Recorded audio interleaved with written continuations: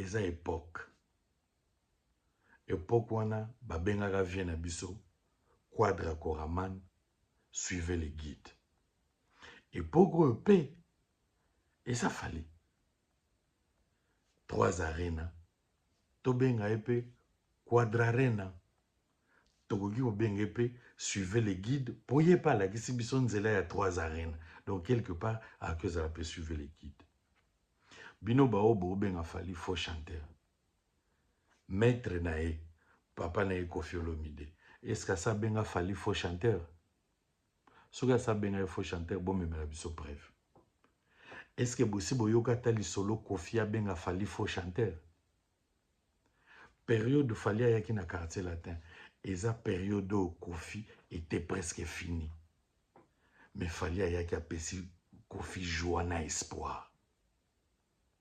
Yé moko pe le vieux